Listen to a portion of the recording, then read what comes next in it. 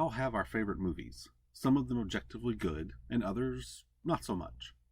There are some films that have reached that lofty apex of the medium, the perfect movie, a film that cannot be significantly improved by any change. These are truly the films that we will talk about for years and years to come. But what are the films just below these? The films that have that one problem, that one thing, be it an odd scene or a weird special effect choice, that keeps it from that highest echelon. These are our interests here. This is the Near Perfect Movie. For our next installment of the Near Perfect Movie, I have one that I don't think anyone would think about putting anywhere near the category of a perfect movie, but I think it is nearly perfect. 1990's Tremors. I know. You're probably thinking, Tremors? Fun movie? Yes. Great effects? Yes. Best movie with Reba McEntire playing a gun-toting survivalist? Yes. But near perfect? I contend yes. For the purpose of my argument, let's review once more what I consider a perfect movie. A perfect movie is not an absolute designation, meaning there is no singular perfect movie that makes it better than all other movies. A perfect movie is relative to its genre. A comedy can be perfect because it does everything a comedy should do and could not be measurably improved by any change, even if no one will ever nominate a comedy for Best Picture. I like to use The Empire Strikes Back as a good example of a perfect movie. Empire does everything it needs to do as a science fiction or fantasy film. There is nothing that can be done to significantly improve it, despite George Lucas's most earnest attempts. A near-perfect movie is one where it needs just one change, one different decision to be perfect. Tremors falls into this category. Tremors follows two handymen, Val and Earl, working in Perfection, Nevada, a small, isolated community in the desert. Val and Earl earn a living by doing anything and everything no one else wants to do. After a particularly bad day in which they both get sprayed with septic waste, they decide their time in Perfection has come to an end. Before leaving, they stop at the local general store run by Walter Chang. Among the patrons at the store are a number of citizens, including obnoxious teenager Melvin, mother and daughter Nancy and Mindy, and the true stars of the movie, Bert and Heather Gummer, survivalist weapons experts living in a compound out in the desert. While explaining their plans to leave, the cooler's motor begins to squeal loudly. Chang offers them money to fix it, but they refuse, finally having enough of the little town.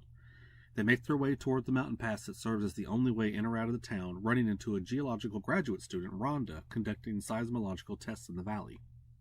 On their way, they see a man perched on the top of an electrical tower, holding on to a crossbeam and wielding a rifle. Figuring that it's the known town drunkard Edgar, and that he has gotten himself stuck up the tower, they decide to delay their exit to help the man down. Val climbs the tower, griping about the man the entire time. When he reaches the top of the tower, he finds Edgar dead. Once they get the body down, the local doctor, Jim Wallace, determines that Edgar died of dehydration, meaning he climbed the tower and was too afraid to climb down, staying up there for several days until he died. That night, Jim and his wife are finishing up the work on their house they are building and take a break. An underground creature attacks them, dragging Jim under the ground. His wife gets in her car to stay off the ground, but the creature pulls the station wagon into the dirt. Later, an unseen creature kills a local shepherd. Val and Earl find his severed head and suspect a serial killer is on the loose. They hurry back to the general store to warn the residents, passing a two-man construction team on the way. The construction team are using a jackhammer, which injures something under the ground. The creature kills the construction workers and causes a rock slide that damages the phone lines. Once they realize the phone lines are not working, Val and Earl decide to leave and get help, but find the road is blocked by the rock slide. When they try to leave, their truck won't move, as if something is holding on to it. They get back to the general store and find a small, snake-like creature wrapped around the truck's rear axle. Val and Earl take two horses to travel over the mountains to a nearby town to get help. On the way, they happen upon the location where the doctor, Jim, and his wife were building their house. After searching the area, they hear a radio and trace the source to find it coming from the doctor's station wagon, which has been buried under the ground.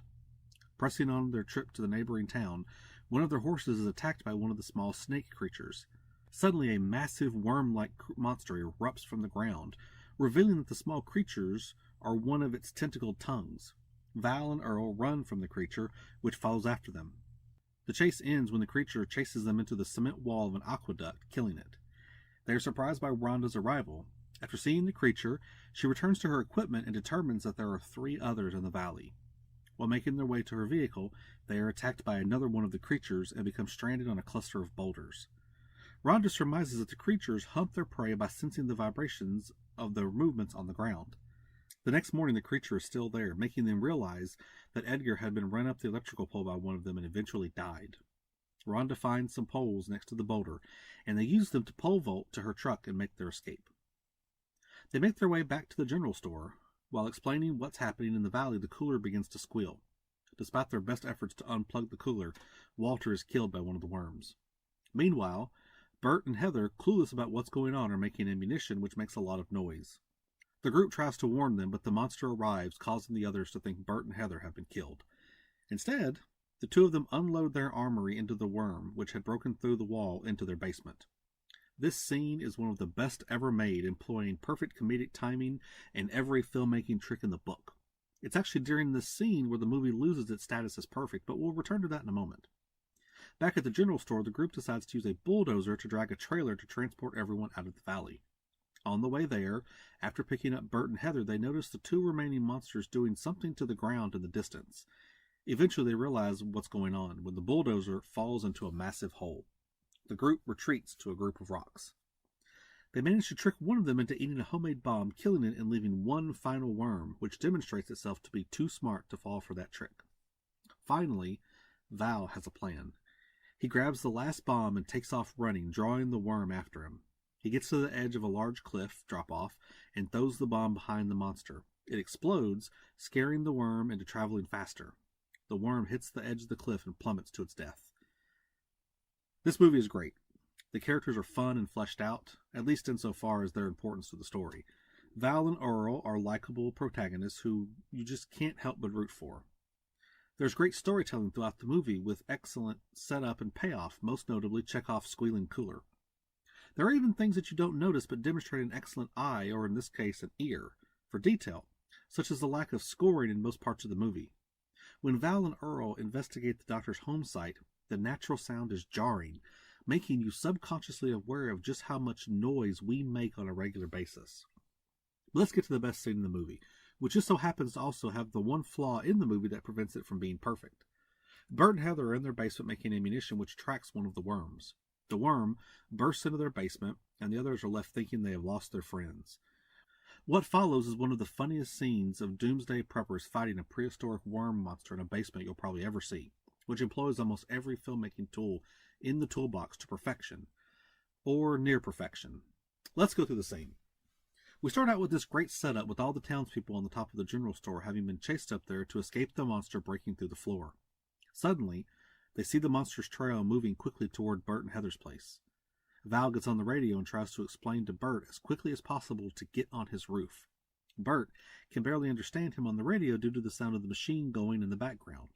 When he finally gets the message, he's incredulous. Then the message comes through loud and clear. The worms are under the ground. They're bigger than they first thought, and they're coming right for them. Bert and Heather give each other an ominous look. We're expecting panic from them, but they immediately begin getting their guns ready. Still, they don't seem to realize that the monsters are not visible. Once the message finally gets through to them, it's too late. The worm has arrived. When the monster breaks through the wall, the townspeople feel they've lost their friends, until they hear the sound of gunfire. We cut to the couple unloading their guns into the monster, but it does very little to harm it. During this scene, we get the first of our filmmaking tricks, reverse footage to make it look like the worm's tongues are coming out of the creature's mouth. We see a momentary look of hopelessness on the couple's faces as they've run out of ammunition, followed by a hilarious panning shot over to their wall of loaded guns. What follows is an entire sequence of gun porn that continues on for an absurdly long amount of time. We see another filmmaking trick when the monster slams into the ceiling of the basement, a miniature hand puppet that looks as good as the life-size model. As they continue to pour gunfire into the monster's body, we see an amazing switch-up when Bert drops his gun on the ground with the camera following it.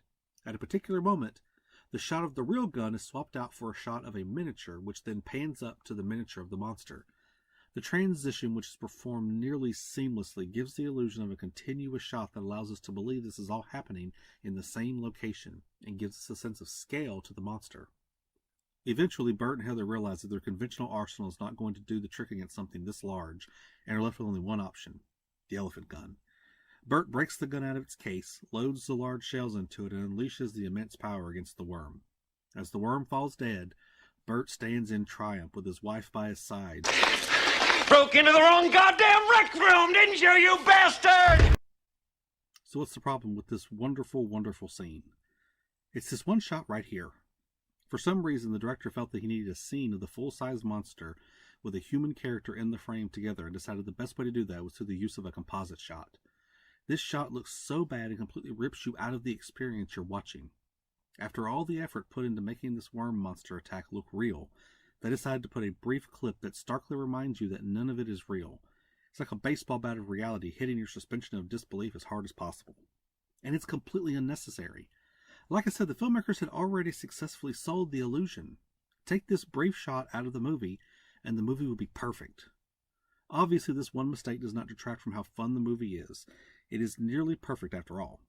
But this brief clip took time, effort, and money to make, and it does nothing but diminish the movie. Decisions like this always baffle me. Still, I love the movie and name its sequels as a guilty pleasure. What do you think of Tremors? Are you a fan? Let me know down below. Thanks for watching.